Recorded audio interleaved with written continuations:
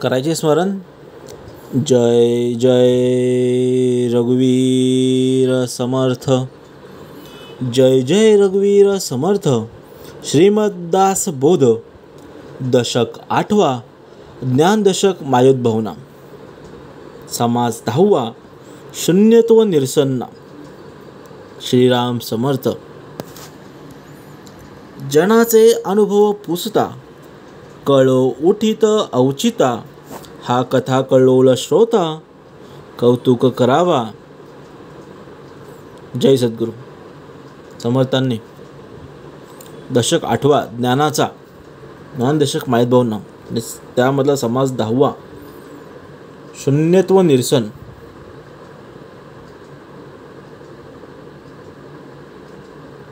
समर्थ म्हणतात की लोकांना त्यांच्या अनुभवाबद्दल विचारलं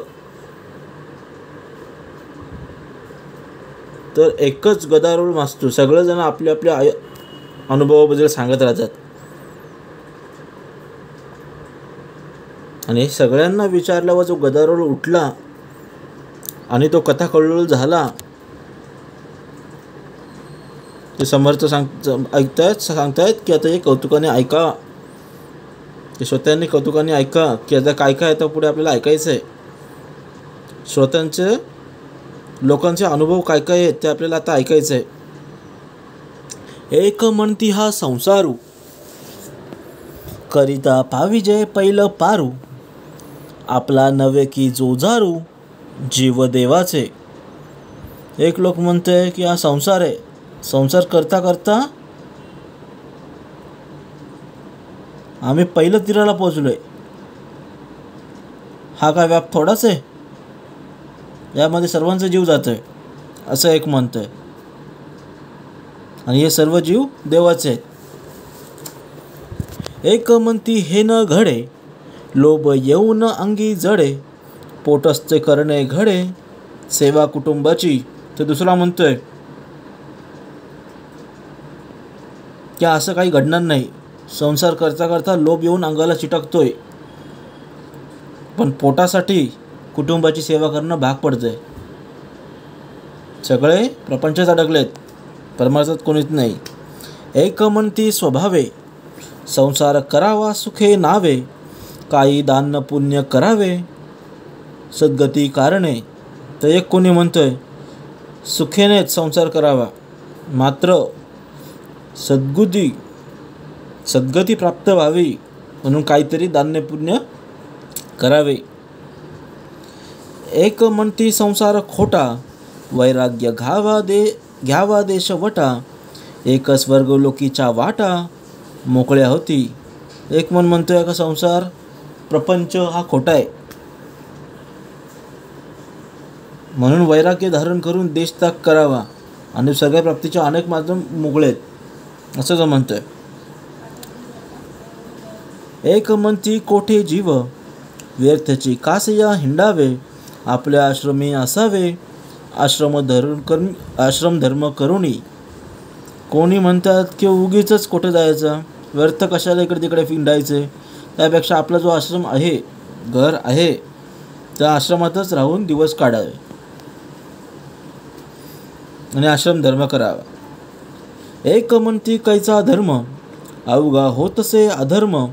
ये संसारी नाना कर्म, करणे लागे. कोणी म्हणतात कुठला आलाय धर्म, हे सर्व अधर्मातच आहे, अधर्मच घडत असते आणि संसारात या नाना प्रकारची कर्म करावीच लागतात, काम करावंच लागतं.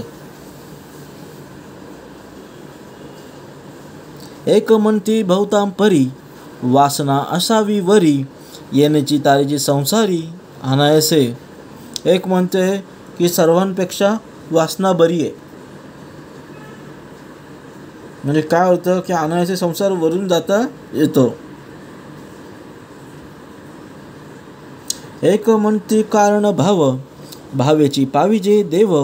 ये रे अवघेचे वाव, गता गोवी. एक जर म्हणतोय की भाव सर्व गोष्टीच कारण आहे, भाव वाट पडत नाही, हे भाऊच आमचं कारण आहे, संसारामध्ये मध्ये येतोय, त्याच्यामुळे आमची भांडणं होतात. भाव चांगला असेल तर त्यामुळे देवाची प्राप्ती होते, समर्थ सांगतात. आणि भावाशिवाय सर्व व्यर्थ आहे, गोंधळ आहे. एक म्हणती वडिली जीवी, अवघी देवची मानावी, माये बापे पूजित जावी, एक भावे. एक म्हणते कोण, आपल्या आई वडिलांना जीवाभावाने देव मानावे आणि एकनिष्ठाने त्यांची पूजा करावी. एक म्हणती देव ब्राह्मण, त्यांचे करावे पूजन, माये बापे नारायण, विश्वजनाचा. कोणी म्हणतं की हे देव आमचं ब्राह्मण आहेत, देव ब्राह्मणांचे पूजन करावे. आणि जो नारायण आहे, मायबाप नारायण आहे, विश्वास नारायण आहे, हे सर्व पाहिल्याने प्रसन्न होतात. एक म्हणते शास्त्र पाहावे, ते ते निरूपले देवे, ते ते प्रमाणिचे जावे परलोकांशी. कोणी म्हणतात की शास्त्रात काय सांगितलं आहे, जे सांगितलं आहे त्याप्रमाणे वागावे असं लिहून ठेवलं आहे, भगवंत म्हणतात असं काही म्हणतात. आणि त्यापुरतं वागलं तर परलोक तर प्राप्त होतं असं एक म्हणतोय. एक म्हणती अहो जना, शास्त्र पाहता पूर्वेना, या कारणे साधू जना शरण जावे. एक कोण म्हणतोय की शास्त्र इतकी आहेत की त्यांचा अभ्यास करायला आयुष्य पुरं पडणार आहे, म्हणून त्यापेक्षा साधू संतांना शरण जावे हे बरं वाटेल. एक म्हणती सांडा गोठी, वायूची करिता चावटी, सर्वांचं कारण पोटी, भूतदया असावी. कोणी म्हणतं की उगाच वटवट करणं बंद कर, ती गोष्ट राहू दे, आणि सर्वात महत्त्वाचे म्हणजे भूतदया असावी. एक म्हणती एकची बर्वे, आपल्या आधारे आपल्या आचारे असावे, अंतकाळी नाम घ्यावे सर्वोत्तमाची. एक म्हणतोय की आपापल्या वर्णाश्रमा धर्माप्रमाणे आचारक सेवा हे सर्वात चांगले आहे, आणि अंतकाळी सर्वोत्तमाची नाम घ्यावे, जे जो ईश्वर आहे त्याचे नाम घ्यावे अंतकाळी. एक म्हणती पुण्य असेल तरीच नाम येईल, नाहीतरी भुली पडेल अंतकाळी. दुसराच कोणीतरी म्हणतोय की गाठी पुण्य असेल तरच तुम्हाला अंतकाळी मुखात नाम येईल, म्हणजे देवाचं नाव येईल, तर पण अंतकाळी, नाहीतर विसर पडेल, भ्रांती उत्पन्न होईल. एक म्हणती जित असावे, तवची सार्थक करावे, एक म्हणती फिरावे तीर्थाटन. एक म्हणतोय की जिवंतपणी आहे, आयुष्य आहे, मजा करून घ्या, सार्थकी लावा. तर दुसरा कोणी म्हणतोय की तीर्थयात्रा करा, अख्खं जग बिंडा, तेव्हा हे चांगलं होईल. एक म्हणतं ही अटाटी, पाणी पाषाणाची भेटी, चुबकल्या मारुती हिंपोटी, कासावीस व्हावे. कुणी एक म्हणतोय की व्यर्थ खटाटोप कशाला करावा, तीर्थक्षेत्रात जिकडे तिकडे पाषाणाशिवाय आहे काय, म्हणजे तीर्थात बुचकाळ्या मारताना नाकातोंडात पाणी जाऊन कष्ट होतात आणि त्यामध्ये जीव कासावीस होतो असं काही म्हणतात. एक म्हणते सांडी वाचाळी, आगाध महिमा भूमंडळी, दर्शन मात्र होय होळी महापातकाची. त्यावर दुसराच कोणतरी म्हणतंय, काय म्हणतोय की वाचाळपणा बंद करा, या पृथ्वीवर तीर्थक्षेत्रांचा महिमा आगाध आहे, आणि केवळ त्याच्या दर्शनाने मोठमोठी पातके भस्म होऊन जातात. एक म्हणती तीर्थ स्वभावे, कारण मन औरावे, एक म्हणती कीर्तन करावे सावकाश. कुणी एक म्हणतो मनच बंधमोक्षाला कारण असल्याने संयमाने त्याचाच आवर घातला तर तीर्थस्वरूप प्राप्त होते. तर दुसरा कोणी म्हणतो की वेळ मिळेल तेव्हा आम्ही कीर्तन करू किंवा कीर्तन करत जावे. एक म्हणती योग बरवा, एक म्हणती आधी साधावा, देह अमरची करावा अकस्मात. म्हणजे कोणी म्हणतोय की योग देवसाधनाचं साधन आहे, म्हणून मुख्य साधावा, तोच मुख्य साधावा आणि एकाएकी आपला देह अमर करावा, म्हणजे सद्गती प्राप्त होईल, असं एक म्हणतोय. एक म्हणती ऐसे काय, काळ वचना करू नये. एक म्हणती धरावी सोय, भक्ती मार्गाची. त्यामुळे दुसराच कोणी म्हणतोय की हे बरोबर नाही, माणसाने काळाची फसवणूक करू नये. तर तिसराच कोणी म्हणतोय की आपले हे भक्ती मार्गास लागलेले बरे. एक म्हणती ज्ञान भरवे, एक म्हणती साधन करावे, एक म्हणती मुक्ती असावे निरंतर. कोणी म्हणतात ज्ञान उत्तम आहे, कोणी म्हणतात साधन उत्तम आहे, तर आणखी काही म्हणतात की निरंतर मुक्त असेल. एक म्हणती अनर्गळा, धरती पापाचा कंटाळा, एक म्हणती रे मोकळा मार्ग अमुचा. त्यावर एखादा कोणी म्हणतोय की अरे उचकल माणसा, जरा तरी पापाचा कळवळा कर. त्यावर कोणी उत्तर देतोय की आमचा मार्ग मुळी मोकळेपणानेच वागण्याचा आहे. एक म्हणती हा विशेष, करू नये निंदा द्वेष, एक म्हणती सावकाश, दुष्ट संग त्यागावा.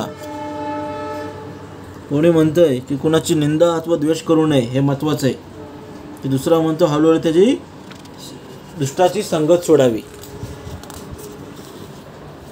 एक म्हणती ज्याचे खावे, त्या सन्मुखाची मरावे, त्याची तात्काळची पावावे मोक्षपद. एक म्हणतोय ज्याचं तुम्ही अन्न खाताय त्याच्याशी नम्रपणा वागावे, त्यांच्यासाठी मरावे, तर आपल्याला तत्काळ मोक्षप्राप्ती होईल. एक म्हणती सांडा गोठी, आधी पाहिजे ते रोटी, मग करावे चावटी सावकाश.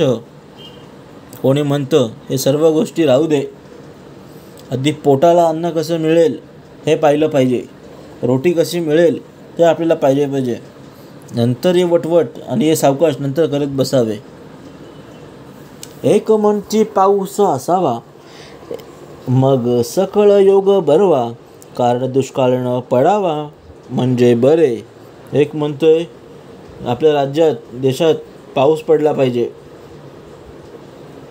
मग सकळा पाऊस पडल्यावर इतर गोष्टी सुरळीत जातील आणि दुष्काळ पडणार नाही. मग सर्व शेती वगैरे उत्पन्न चांगल्या प्रमाणात उत्पन्न होईल. एक म्हणती तपोनिधी, होता वळती सकळ सिद्धी, एक म्हणतो रे आधी इंद्रपद जाणावे. एक जण म्हणतोय की खूप तप केले तर मग सिद्धी प्राप्त होतात, तर दुसरा कोणी म्हणतो की इंद्रपदाची प्राप्ती करून घ्यावी. एक म्हणती आगम पहावा, वेताळ प्रसन्न करून घ्यावा, तेने पावीजी देवा स्वर्ग लोकी.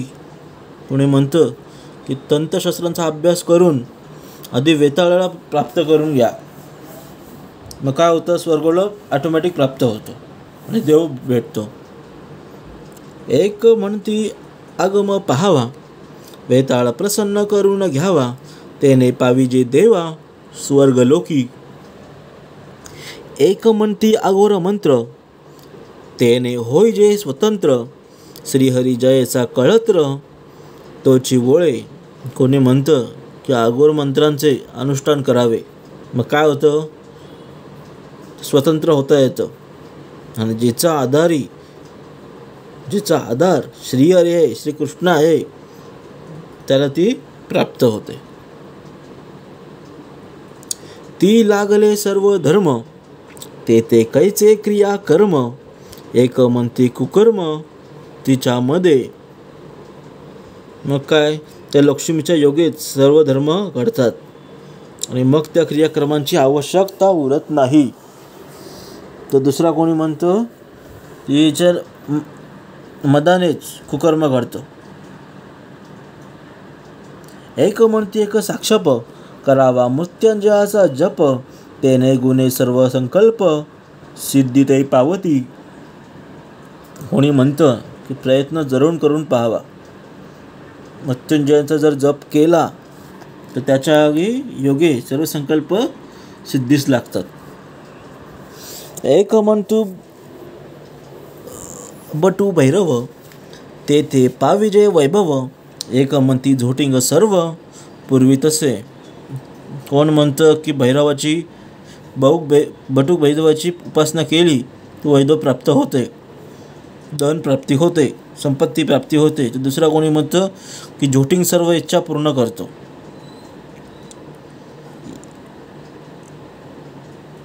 एक म्हणती काळी कंकाळी, एक म्हणती भद्र काळी, एक म्हणती उचिष्ट चांडाळी.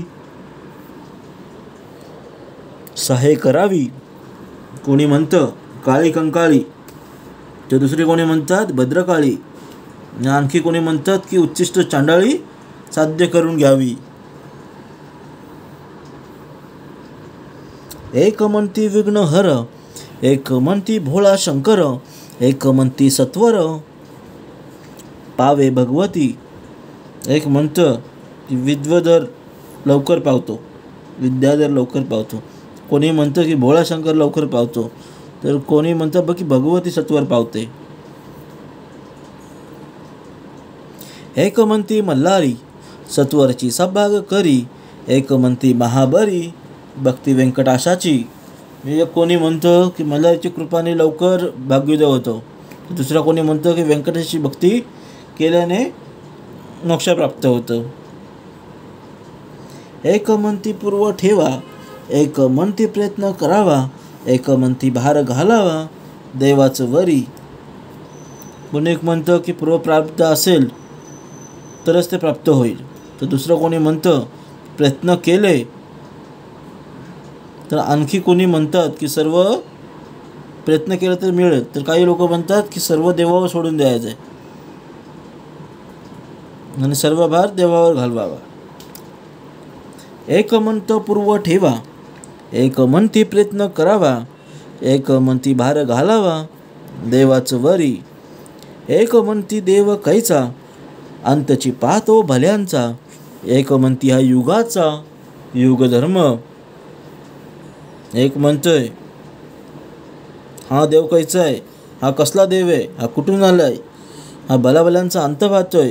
तर दुसरा म्हणतोय की हा युगाचा युगधर्म आहे. एक आश्चर्य मानती, एक विस्मय करती, एक कंटाळून म्हणती काय होईल ते पाहावे. एक कोण आहे ते बोलतोय की हे सर्व आश्चर्य आहे.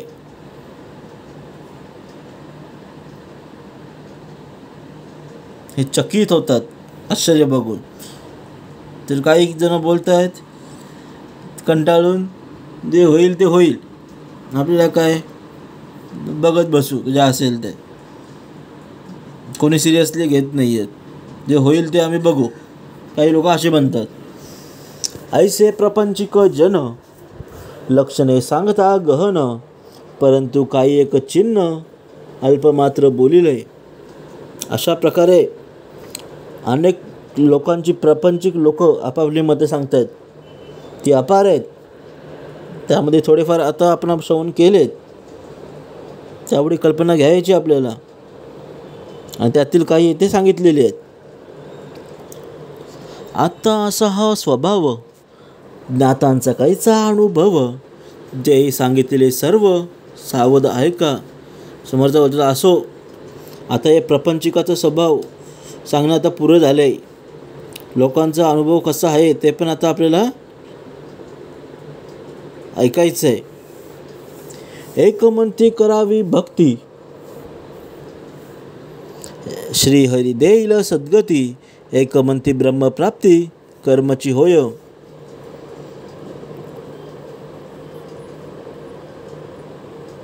मगाशी तर आपण ऐकलं ते प्रपंचाचं होतं, आणि आता कोणी म्हणतात की भगवंताची भक्ती केली की श्रीहरी सद्गती प्राप्त होते, तर दुसरा म्हणतोय की कर्मानेच ब्रह्मप्राप्ती होते.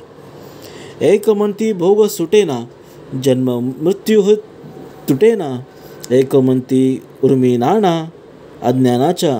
कोणी म्हणतात की प्रारब्ध योग भोग सुटत नाही, त्यामुळे जन्माची सुटका होत नाही. तर एक म्हणतो कोण की असं मानणं हा अधर्म आहे, खरे तर असं बोलू सुद्धा नाही. एक म्हणती सर्व नासे, उरले त्याची ब्रह्म असे. एक म्हणती ऐसे नसे समाधान. कोण एक म्हणतो की प्रलयाच्या वेळी सर्व नाश पावल्यावर उरते ते ब्रह्म, तर कोणी म्हणतं की समाधान हेच अशाच प्रकारचे नसते. सर्व केवळ ब्रह्म, दोन्ही पूर्वपक्षाचे भ्रम, अनुभवाचे वेगळे वर्म, म्हणती एक. कोणी म्हणतो की सर्व ब्रह्म एकच आहे आणि सर्व जाऊन उरते ते ब्रह्म, म्हणजे दोन्ही पूर्वपक्षाचे श्रम आहेत आणि अनुभवाचे वर्म काही वेगळेच आहेत. एक म्हणती हे न घडे, अनुर्वाच्य वस्तू घडे, जे बोलता मौन्य पडे वेदशास्त्रांची. एक म्हणतं की जे अनुर्वाच्य वस्तू आहे तिचे वर्णन होऊ शकत नाही. वेद आणि शास्त्र यांनाही त्यांचे वर्णन करताना मौन धरावे लागते. तव श्रोता अनुवादला, मने निश्चय कोण केला, सिद्धांत बते अनुभवाला उरी कैची. तेव्हा एवढा ऐकून श्रोत्याने शंका घेतली, ब्रह्म कसे आहेत हा निश्चय कोणी केला. आणि सिद्धांत असं आहे की अनुभवाला वावच नाही, म्हणजे अनुभवरूपी द्वैतही ब्रह्माच्या ठिकाणी उरत नाही असं सिद्धांत आहे. अनुभव देही वेगळाले, ते पूर्वीच बोलिले, आता काही एक ऐकिले नवचिकी. म्हणजे प्रत्येक देवाचे वेगवेगळे अनुभव आले. आता काही केले तरी ते एक होऊ शकत नाही. एक साक्षात्वे वर्तती, साक्षी वेगळाच म्हणती, आपण दृष्टा अशी स्थिती स्वानुभवाची. एखाद्या साक्षीत्वाने वागतो, साक्षी वेगळाच आहे असं म्हणतोय, पण आपण दृष्टा साक्षी हे स्वानुभवाची स्थिती आहे. दृश्यापासून दृश्य वेगळा, ऐसे अलिप्तपणाची कळा, आपण साक्षीत्व निराळा स्वानुभव. म्हणजे दृष्टापासून द्रष्ट नेहमी वेगळाच असतो आणि याचा साक्षात अनुभव आला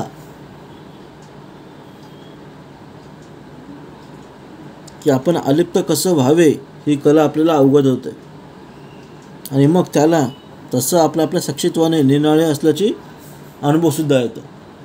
समर्थ सांगतात, सकळ पदार्थ जाणता, तो पदार्थ होणी परता, देह असोनी अलिप्तता सहजाची झाली. जो सर्व पदार्थांना जाणतो तो त्या सर्व पदार्थांहून वेगळाच असतो. म्हणजे काय होतं, तो देह आहे पण तो सर्वांमध्ये अलिप्त आहे. तो वाईट गुणापासून सुद्धा अलिप्त आहे, 8 विकारांपासून अलिप्त आहे. ऐसे हे स्वानुभवे, म्हणती साक्षात्वे वर्तावे, दृश्य असून वेगळे व्हावे दृष्टपणे. एक स्वानुभव असं म्हणतोय की आपल्या साक्षीत्वाने वेगळे आहेत म्हणून दृश्यात असून दृष्टपणाने त्यापासून वेगळे व्हावे. एक म्हणती नाही भेद, वस्तू ठाईचे अभेद, ते काहीचा मती मंद दृष्ट आणिला. तर कोणी दुसरं म्हणतं की आत्मवस्तू एक आहे, तेथे भेदच नाही आहे आणि हा मतिमंद दृष्ट कसा आणला. अवघी साखरची स्वभावे, ते कडू काय निवडावे, दृष्टा काहीचा स्वानुभवे अवघ्याची ब्रह्म. एक म्हणतं की सर्वच जे साखर आहे, सर्वच जे गोड आहे, त्यातून कडू कसे निवडावे. म्हणजे सर्वच जे चांगलं आहे दिसतं इथे, तो चूक कुठून काढावी. आणि त्यामुळे ब्रह्माशिवाय दुसरं काही नाही आणि स्वानुभव असताना तेथे दुष्टकोल येईलच कसा. प्रपंच परब्रह्म अभेद, भेदवादी मानिती भेद, पर्यात्मा स्वानंद आकारला. म्हणजे प्रपंच आणि परब्रह्म यात भेदच नाही, हे एकरूप आहेत, पण भेदाभेदी लोक त्यात भेद बांधतात. संकोच करतात. खरं तर स्वानंदरूप आत्माच दृश्यरूपाने आकारला जाते. विगरले तूप थिजले, ते निर्गुणाचे गुणा आले, ते काय वेगळे केले. दृष्टपणे म्हणजे पातळातून असते त्याचे थिजून घट्ट होते. पातळ तूप असते तेव्हाच ते थिजून घट्ट होते. त्या निर्गुणाप्रमाणेच निर्गुणसुद्धा ब्रह्म सगुण होते. तेथे दृष्टपणाने काय वेगळे केले. म्हणून दृष्टा आणि दृश्य अवघा एकची जगदीश, द्रष्टेपणाचे सायास कासयाची. समान सांगतात, म्हणून द्रष्टा आणि दृश्य मिळून सर्व हा एकच जगदीशच आहे. जर आहे तर दृष्टपणे सायास कशाला. ब्रह्मची आकारले सर्व, ऐसा एकांचा अनुभव, ऐसे हे दोन्ही स्वभाव निरूपिले. म्हणजे सर्व दृश्य जग परब्रह्म साकार झालेले आहे. तर एखाद्याचा अनुभव असतो की याप्रमाणे स्वभाव वर्णन केलेले आहे. अवघा आत्मा आकार, आपण भिन्न कैसा उरला, दुसरा अनुभव बोलिला ऐसिया परी. तर एकच आत्याचा एक कला आकारास आलाय, त्याची दुसरी वस्तू नाही, आणि तेथे आपण भिन्न उरतोच कुठे. या अशा दुसऱ्या लोकांचा अनुभव सांगितलेलं आहे. एक तिसरा अनुभव, प्रपंचक सारुणिया सर्व, काही नाही ऐसा देव, ऐसे म्हणते. म्हणजे आता तिसरा अनुभव सांगतोय तो ऐका. सर्व दृष्टवृष्टीचा पसारा बाजूला सारल्यावर काही नाही असं वाटतं, तेव्हा अशी काही लोक म्हणतात. दृश्य अवघे वेगळे केले, केवळ अदृश्याची उरले, त्याची ब्रह्म अनुभविले. मनो येईल पण त्याला ब्रह्म म्हणू नये, कारण शून्याला ब्रह्म म्हटल्यावर उपायच अपाय ठरेल. आणि शून्यत्वाला कधी ब्रह्म म्हणता येईल का, असा प्रश्न आहे. दृश्य अवघे ओलांडिले, अदृश्य शून्यत्व पडिले, ब्रह्म म्हणून मुरडले, तेथूनची मागे. दृश्य लोक ओलांडले की अदृश्य शिल्लक राहते, आणि शून्यत्व रूप असते त्याला हा प्रकार, त्यालाच ब्रह्म समजतो आणि हा मागे फिरतो. इकडे दृश्य तिकडे देव, मध्ये शून्यत्वाचा ठाव, तेथे मंदबुद्धी स्थव. प्राणी ब्रह्म म्हणे, म्हणजे एकीकडे दृश्य असते तर दुसरीकडे देव असतो. मध्ये शून्यत्व आहे, म्हणून अज्ञानामुळे प्राणी त्यालाच ब्रह्म समजावा. रायस नाही ओळखिले, सेवकास रावसे कल्पिले, परिती अवघे व्यर्थ गेले. राजा देखता, जे एखाद्याने रुजाला ओळखत नसल्याने सेवकाला सजा मांडली, तर त्या प्रत्यक्ष गजाची भेट झाल्यावर सर्व व्यर्थ ठरेल. तैसे शून्यत्व कल्पिले ब्रह्म, पुढे देखता परब्रह्म, शून्यत्वाचा अवघा भ्रम, तुटविणे गेला. म्हणजे तसं शून्यत्व हेच ब्रह्म अशी कल्पना होती, पण पुढे परब्रह्माचा साक्षात अनुभव आला की शून्यत्व हेच ब्रह्म, हा सर्व श्रम नष्ट झाला. पर ह्या सूक्ष्म अडतला, वारी विवेक वेगळा, जैसा दृश्य घेऊन जळा, राजहंस सांडी. म्हणून हा सूक्ष्म अडथळा, राजहंस ज्याप्रमाणे पाण्याचा त्याग करून जेवढं दूध घेतो, त्याप्रमाणे सारासार विवेकाने दूर सांडावा. आधी दृश्या सोडिले, मग शून्यत्व ओलांडिले, मूळ मायेपरती देखिले परब्रह्म. म्हणजे आधी दृश्य पंचभूतिक गोष्टीचा त्याग करावा, मग शून्यत्व ओलांडावे, आणि मग मूळ मायेच्या पलीकडे असलेले परब्रह्म पाहायचे. वेगळेपणे पाहणे घडे, तेनेची वृत्ती शून्यत्वी पडे, पोटी संदेह पवाडे, शून्यत्वाचा म्हणजे पाहावं असं म्हटलं की जी वस्तू पाहायची आहे ते पाहणारच असा वेगळेपणा असतो, त्यामुळे वृत्ती शून्यत्वच पडते आणि मग शून्यत्व हेच ब्रह्म असं मनात संदेह उत्पन्न होतो. भिन्नपणे अनुभविले त्यांचे शून्य ऐसे बोलिले, वस्तू लक्षिता भिन्न झाले पाहिजे आधी. म्हणजे भिन्नपणाने जे अनुभवले ते काही नाही म्हणून त्याला शून्य असं नाव दिलेलं आहे. पण आत्मवस्तूचे अनुसंधान करू लागलं की त्याच्याशी एकरूपता व्हायला हवी. वस्तू आपणचे होणे ऐसे वस्तूची पाहणे निश्चयाचे भिन्नपणे शून्यत्व लावे. म्हणजे आत्मवस्तूला पाहणे म्हणजे ती वस्तू स्वतः आपणच होणे या प्रकारची असते आणि भिन्नपणामुळे निश्चितच शून्यतेची प्राप्ती होते. या कारणे शून्य काही परब्रह्म होणार नाही, वस्तुरूप होऊन पाही स्वानुभवे. म्हणून शून्य हे परब्रह्म होऊ शकत नाही, म्हणून स्वतः अनुभव घ्यावा की ब्रह्मरूपच होऊन राहावे. आपण वस्तू सिद्धची आहे मन मी ऐसे कल्पू नये, साधू सांगती अपाये तोची आत्मा. जे आपण स्वयंसिद्ध आत्मावर आहोत म्हणून काय होईल, मी म्हणजे मन अशी कल्पना करू नये. यावर साधू उपाय सांगतात की तुझा आत्मा आहे असं अनुसंधान करावे. मन मी ऐसी नाथिले संती नाही निरूपिले, मानावे कोणाचे बोले. मन मी ऐसे म्हणजे मी मुळात मन नाही आणि शिवाय संतांनी तसे सांगितलेले नाही, मग कुणाच्या बोलण्यावर विश्वास ठेवू. मी मन असं म्हणावे.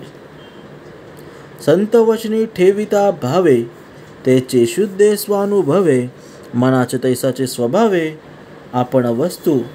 संत वचनावर दृढ विश्वास ठेवावी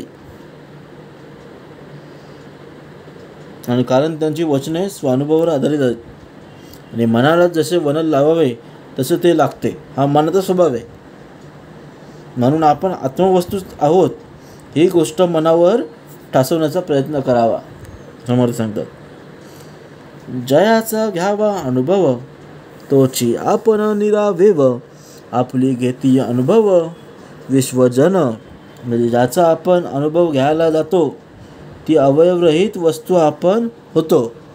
हा अनुभव आपण घ्यावा, जे आपल्या अनुभवाचा लाभ जगातील इतर लोकांनाही मिळतो. लोभी धन सांधू गेले तव ते लोभी धनची झाले, मग भाग्यपुरुषी भोगिले सावकाश.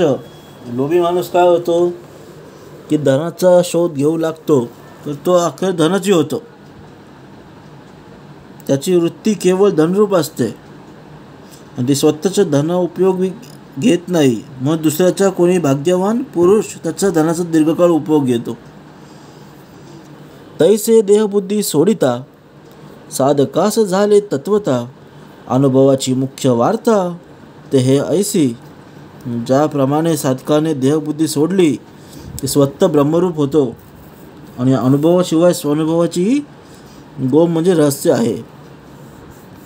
आपण वस्तू मुळी एक ऐसा ज्ञानाचा विवेक, मैथून हा ज्ञानदशक संपूर्ण झाला. मग सांगतात आपण आणि आत्मवस्तू म्हणा अगर परब्रह्म म्हणा मुळात एकच आहोत आणि या ज्ञान विचाराचे सार आहे आणि हे सर्व ऐकून हा ज्ञानदशक संपूर्ण झालेला आहे. 14 विद्यांचा 64 कळांचा ज्ञानदशक संपूर्ण झालेलं आहे. आत्मज्ञाने निरूपिले यथामतीने बोलिले, न्यूनपूर्ण क्षमा केले पाहिजे श्रोती.